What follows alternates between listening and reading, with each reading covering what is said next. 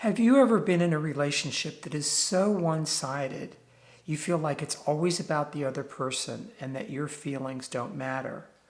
Or maybe you feel like you've been sucked down into a black hole where your life is revolving around the wants and desires of somebody else, and you just don't know what to do to get your needs met. Well, if so, you may be dealing with a narcissist and not know what you can do to help you regain your emotional equilibrium. In this video, I'm going to talk to you about 7 tips you can use to help yourself deal with a narcissist. Now, you might not have the luxury of being able to walk away from the relationship with a narcissist.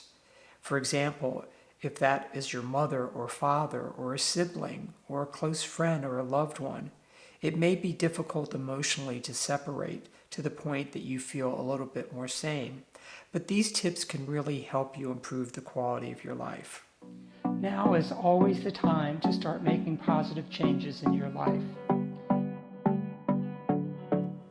Dr. Donna, Leigh, Bliss here. In this video, I promote optimal mental health and well-being to help you become the best version of yourself. Please help me to grow this channel by clicking on the subscribe button. As social beings, we are hardwired, biologically speaking, to have warm, close relationships with other people. And this usually involves a give and take in terms of sharing our feelings and getting our needs met. But what happens if you're in a relationship where it's one-sided, where somebody is always focused on what they want and they need to seem like they're the most important person and that your needs don't met? What do you do? How do you cope with that? Given the central role of emotions in maintaining relationships, it's important that relationships are based on reciprocity and mutual respect and support.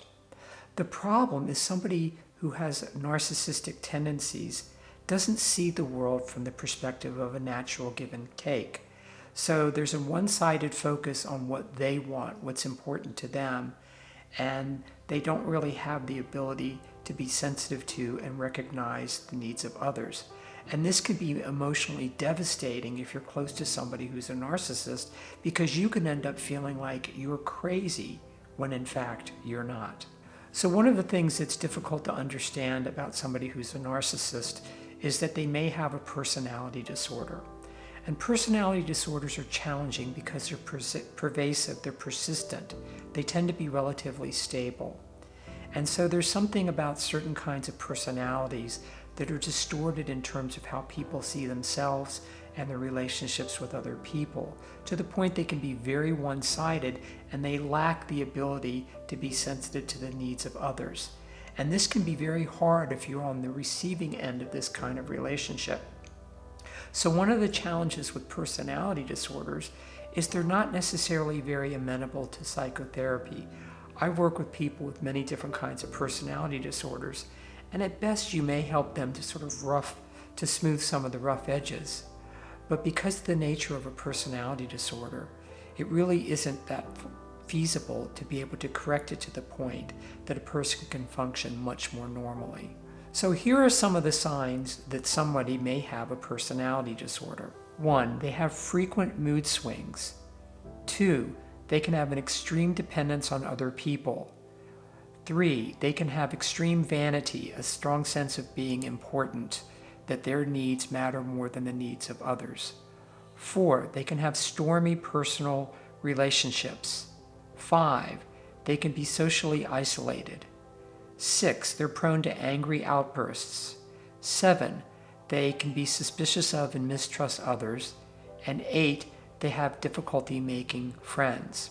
According to the Diagnostic and Statistical Manual of Mental Disorders, narcissistic personality disorder is characterized by a preoccupation with fantasies of unlimited success, power, brilliance, beauty, or ideal love. There's a belief that he or she is special and unique and can only be understood by and should associate with other special or high-status people or institutions. There's a need for excessive admiration. The lifetime prevalence of narcissistic personality disorder has been estimated to be up to 6.2%. So when we look at somebody with narcissistic personality disorders, there is an overinflated sense of their importance. that they rise above other people, that their needs are what matter, and that other people should recognize and work to meet their needs. There's a lack of sensitivity to the feelings of other people, and there's a lack of reciprocity in relationships.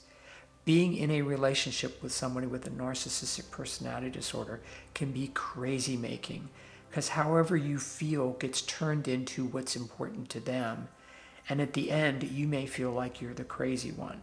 So how can you deal with somebody who has narcissistic personality disorder? If you don't have the ability or the desire to walk away from the relationship, it's important to be able to take some actions that can help you to feel like you're on more of an emotional even keel, so that you don't get swallowed up in the other person's issues. So the first tool is it's important to understand what narcissistic personality disorder is. Being educated about the characteristics, understanding that a personality disorder is something that happens to a person that can be caused by genetics, extreme abuse growing up. So it's not that they're a bad person, but it's a distortion in their personality and their perception of themselves and others that makes it very difficult to have a relationship with them, especially an emotional one that has a balance of give and take. This can be very, very difficult when that person is somebody close to you. So understanding what narcissistic personality disorder is will help you start to develop more reasonable expectations of the relationship and how you can relate to the person. Tip 2 is detach with understanding. It's easier said than done, but it's important not to take it personally. Somebody with a personality disorder isn't functioning according to the same ground rules as other people. They don't necessarily have the same perspective on relationships, and they don't have necessarily much insight into how their behavior is impacting others. So when you can understand that the person isn't being mean to you, they're not trying to deliberately hurt you, that it's their personality disorder, that can help take some of the pain of the emotions away a little bit. So understanding that it's a personality disorder and not them is important, but that doesn't mean it's okay for them to be abusive either. So when I work with clients who have parents with narcissistic personality disorder, I talk frequently about this. I have a client I worked with once whose mother was that way, and we talked about how does she maintain a relationship with her mother who she wants to love when her mother is always focused on what her mother wants and doesn't recognize the needs of her adult child. And so working to help detach from the dynamic and letting go of trying to please her mother or expect her mother to magically change and be the loving mother she always wanted helped give her a certain kind of peace, and it made it a little bit easier for her to maintain a relationship with her mother. Tip 3 is to set clear boundaries. People with narcissistic personality disorder don't have very good boundaries because they don't recognize the needs of others. It's always about them, their sense of importance, and there's an expectation they have that it's your responsibility to accommodate what they want, regardless of how unreasonable it may seem to you. So setting clear boundaries on what is appropriate and what is acceptable can help you feel better emotionally, and it can help give feedback to the other person so that hopefully they can start to adjust their behavior a little bit so it's not as crazy making for you. Tip 4, don't explain yourself. When I work with clients whose parents have narcissistic personality disorder, we talk about the tendency is for them to want to explain themselves to their parent, hoping their parents will go, "Oh, I understand. I've been insensitive to your needs." And the problem is when you start opening yourself up emotionally and being vulnerable, because a narcissist doesn't really have sensitivity to the feelings of other people, they twist things around and they make it about them. So I had a client that wanted to limit her mother's ability to come and visit her grandchildren because her mother would come at times that are inconvenient. And so as soon as my client tried to maintain boundaries of when her mother would come, her mother would turn on her and confront her for not loving her or for trying to deprive her grandchildren of seeing her grandmother, a very distorted one-side perspective. And so when we would talk, my client would talk about, well, I thought if I explained to her how I felt, that she would understand. And the more we talked, my client recognized that her mother didn't understand. She wasn't able to process and really appreciate my client's point of view. So we talked about the need to don't explain yourself at all. And when you do that, that helps take away a lot of the emotional energy that a narcissist sort of gets sucked up into, and it generates a lot of feelings of importance, because that actually helps to fill up a lot of the emptiness they have. So when you basically starve a fire by not giving it oxygen, the fire dies down. When you starve a narcissist from a lot of emotional energy, their energy starts to die down too, and it makes it a little more manageable for you. Tip 5 is be bland. This relates to the tip I just mentioned before. When you're talking with somebody with narcissistic personality disorder, it helps to tone down the emotional content, the feelings nature of whatever the issue is. This is hard to do because as human beings and social beings, we're emotional. Those emotions connect us to others. But with a narcissistic personality disorder, those emotions fuel their instability in terms of how they act towards you. So being bland, just reporting the facts, not getting overly excited or emotional about something, can really help maintain more emotional equilibrium for you. 6, practice good self-care. Being in a relationship with somebody with narcissistic personality disorder is exhausting. It is draining. And so it's important to take care of yourself. Eating well, getting good sleep, exercise, doing fun or creative things, being around people who care about you and support you and are able to be reciprocal in terms of meeting your needs can go a great way in helping you to have better coping skills when you're dealing with a narcissistic personality, especially if that person is, again, somebody close to you. When it's a parent, it can be very, very difficult to maintain your emotional equilibrium, because even though you're an adult, the way they treat you make you feel like you're 8 years old again.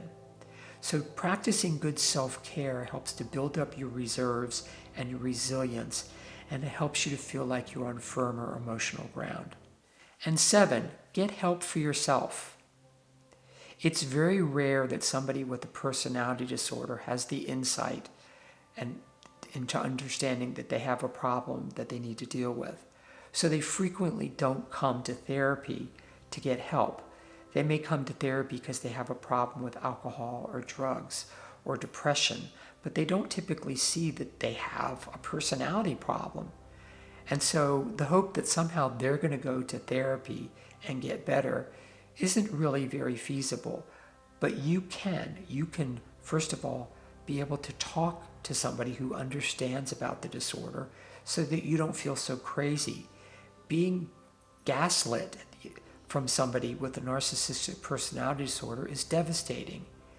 You can feel so crazy, like you're a bad, terrible, unloving person, and not have any understanding how the disorder is manipulating your feelings and your perceptions about yourself and about the relationship. So talking with a therapist can help give you a much better balanced perspective, and it can help you feel much, much better. I've worked with lots of clients who have parents and family members and friends with all kinds of personality disorders, and I have found that even though the person they care about doesn't necessarily get better, that they can start to get better, and that's the important thing. People with narcissistic personality disorder have an overinflated sense of their importance and an expectation that other people live basically to serve them. They are not sensitive to the needs of other people, and relationships typically aren't based on reciprocity. So it can be very challenging to maintain a relationship with someone like that. Yet I've told you about 7 tips that you can use that can help level the playing field a bit for you. And I encourage you to practice them, because even though the relationship may not necessarily improve, you can feel better, and that's actually what's important. Thank you for watching this video. I hope you found it helpful. I've included some helpful resources in the description below. If you like this video, please click on the subscribe button. I've also included links for other videos on mental health and well-being that you might find helpful. And finally, remember, now is always the time to make positive changes in your life. I'll see you next time.